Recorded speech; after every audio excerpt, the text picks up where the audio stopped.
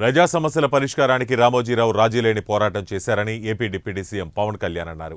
ఆంధ్రప్రదేశ్ ప్రభుత్వం ప్రతిష్టాత్మకంగా ఏర్పాటు చేసిన రామోజీ సంస్మరణ సభకు ఆ రాష్ట్ర సీఎం చంద్రబాబు నాయుడుతో కలిసి ఆయన ముఖ్య అతిథిగా పాల్గొన్నారు.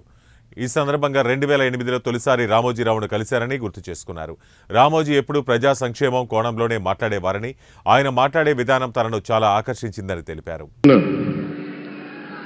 హిందూ మేనేజింగ్ డైరెక్టర్ ఒకప్పుడు ఎడిటర్గా పనిచేసిన శ్రీ ఎన్ రామ్ గారికి, రాజస్థాన్ పత్రిక చీఫ్ ఎడిటర్ ఓనర్ అయిన శ్రీ గులాబ్ కుటారి గారికి, చిత్ర పరిశ్రమ అతిరథ మహారథులందరికీ, శ్రీ రామోజీరావు గారి కుటుంబ సభ్యులు, వారి అబ్బాయి శ్రీ సుమన్ గారికి, శ్రీమతి శైలజా కిరణ్ గారికి, శ్రీమతి విజయేశ్వర గారికి, రామోజీరావు గారి మనవలకి మనమనాలకి ప్రత్యేకించిన హృదయపూర్వక నమస్కారాలు. ముఖ్యంగా ఆయనతో పాటు వెన్నంటే ఉన్న ఆయన ఈనాడు పత్రికా కుటుంబానికి, జర్నలిస్ట్ కుటుంబానికి, వారందరికీ కూడా నా ప్రత్యేక హృదయపూర్వక నమస్కారం. రామోజీరావు గారి గురించి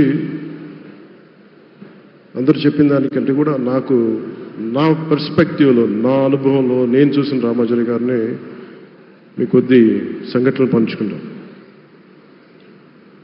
రామోజీరావు గారు నాకు సినిమాలు ఉన్నా కానీ నాకు పరిచయం లేదు. ముందు ఆయన స్టూడియోస్లో చేసినా కానీ ఫస్ట్ టైం పాలిటిక్స్కి ఎంటర్ అయిన తర్వాత 2008లో ఆ సమయంలో ఆయన కలవటం జరిగింది. ఆయన మాట్లాడిన విధానం చాలా నిక్కచ్చిగా, ప్రజల పక్షపాతం. ఆయన మాట్లాడుతున్నంతసేపు నాకు మైండ్లో ఒకటే అనిపించింది, మనసులో జర్నలిస్టిక్ వాల్యూస్ని కాపాడటానికే ఆయన ఉన్నారు. ప్రజాక్షేమం, ప్రజా సంక్షేమం, ఈ పర్స్పెక్టివ్లోనే, ఈ కోణంలోనే ఆ చర్చ జరిగింది. నన్ను ఒకే ఒకసారి ఆయన 2019లో ఒక లంచ్కి ఆహ్వానించారు వారి కుటుంబ సభ్యులతోటి. ఆ రోజు ఆయన మాట్లాడింది దేశ పరిస్థితులు, ముఖ్యంగా పత్రికా స్వేచ్ఛ గురించి, పత్రికా రంగం ఎంత కీలకమైంది. ఆయన ఎప్పుడూ కాంప్రమైజ్ అవ్వలేదు. ఒక విషయం చెప్పాలి అంటే అది తనకు తెలిసిన వారు అవ్వచ్చు, తన సన్నిహితులు అవ్వచ్చు, స్నేహితులు అవ్వచ్చు, కుటుంబ సభ్యులు అవ్వచ్చు, జనం కోసం వచ్చేటప్పటికి నిష్పక్షపాతంగా చాలా నిర్దాక్షిణ్యంగా ఉంటుంది ఆయన ఆలోచన పరిధి. అదే ఆయన ఈనాడు పేపర్లో రిఫ్లెక్ట్ అవుతుంది. నేను చాలాసార్లు అనుకునేవాడిని, ఒక వ్యక్తికి ఇంత, ఆయన ఆ రోజు లంచ్ తర్వాత కూర్చున్నప్పుడు ఆయన మాట్లాడుతుంటే ఆయన వేదనని నేను చూశాను.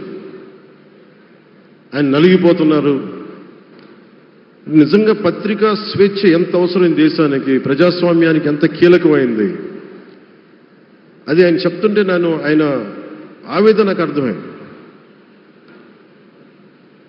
అలాంటి వ్యక్తి మీద ఎన్ని రకాల ఇబ్బందులు పెట్టారో మనందరికీ తెలుసు. ఒక పేపర్ ఒకటే నడపటం చాలా కష్టసాధ్యమైంది. కానీ దాంతోపాటు ఆయనకి నష్టపోవడానికి, జనరల్గా అలాంటి విలువలు, కమిట్మెంట్ ఉన్నవాళ్ళు మిగతా వ్యాపారాలు అంటే ఆయన్ని అన్ని రకాలుగా దాడులు చేయడానికి చాలా తేలిక. అలాంటి దాడుల్ని తట్టుకుంటూ యాజ్ ఎ జర్నలిస్ట్ ఆయన అన్కాంప్రమైజింగ్ యాటిట్యూడ్, అన్కాంప్రమైజింగ్ వాలర్, అవన్నీ ఆయన్ని నాకు చూస్తే చాలా చాలా ఆనందం వేసింది. ఆయన ఒకటే చెప్పారు నాకు, your upcoming political leader, I wish you all the best. నీ జీవితంలో నువ్వు కాంప్రమైజ్ అవ్వకు, what ever you believe in, నువ్వు ఏదైతే నమ్ముతావో దాన్ని త్రికరణ శుద్ధిగా చేయని చెప్పి ఆయన చెప్పింది నేను ఈ రోజుకి మర్చిపోలేను. అలాంటి మహానుభావుడు సంస్మరణ సభకి నేను ఈరోజు ఇక్కడికి రావటం ఆంధ్రప్రదేశ్ ప్రభుత్వం భాగంగా నాకు నిజంగా చాలా ఆనందంగా ఉంది. రైట్ టు ఇన్ఫర్మేషన్ యాక్ట్ దారిలో చూస్తూ ఉంటుంది దాకా ఎగ్జిబిషన్లో 2008 రైట్ టు ఇన్ఫర్మేషన్ యాక్ట్లో ప్రజలకు ప్రతిదీ తెలియాలి, ప్రభుత్వంలో ఏం జరుగుతుంది, ప్రభుత్వం ఏం తీరుతలు ఎలా ఉంది అని. దానికోసం ఆయన అందరినీ కలిపి ఆంధ్రప్రదేశ్లో ప్రత్యేకించి ఉమ్మడి ఆంధ్రప్రదేశ్లో ఆయన ఒక ఉద్యమకర్తగా కూడా వ్యవహరించారు. ఒక ఆర్టీఐ లాంటి థాట్ ప్రాసెస్ ఉండాలి అంటే ఒకటే ఉంటుంది, ఇది ఏమి జరిగినా ప్రజలకి తెలియాలి. ప్రభుత్వంలో ఉన్న రాజకీయ వ్యవస్థ ఏమి చేసినా ప్రజలకి తెలియాలి, వారికి అండగా ఉండాలని చెప్పి ఆయన చేసిన ఈ యజ్ఞం చాలా జటిలమైంది, చాలా కష్టమైంది.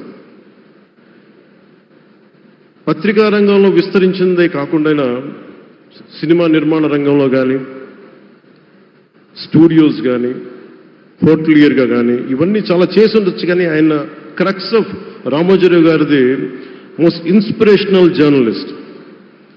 ఇందాక కొల్లూరు పార్థసారథి గారు చెప్పిన, ఇందాక అమరావతి నుంచి నాయ ఎమ్మెల్యే గారు మాట్లాడినా కానీ, పార్థసారథి గారు చెప్పినా కానీ ఆయనకి ఖచ్చితంగా ఒక విగ్రహం పెట్టాలని. ఎందుకంటే జర్నలిస్ట్ విలువల్ని కాపాడి ఆయన ఎందుకు ఇన్స్పిరేషన్ అంటే ఎన్ని కష్ట నష్టాలు వచ్చినా, ఒక జర్నలిస్ట్గా ఉండటం వేరు, ఒక పత్రిక అధిపతిగా ఉండి అన్ని ఒడిదుడుకులు ఎదుర్కొని ఆయన కుటుంబాన్నంతా బెదిరించినా కానీ ఏమి చేసినా కానీ జనరల్గా కుటుంబ సభ్యులు కష్టం వస్తే నలిగిపోతాం.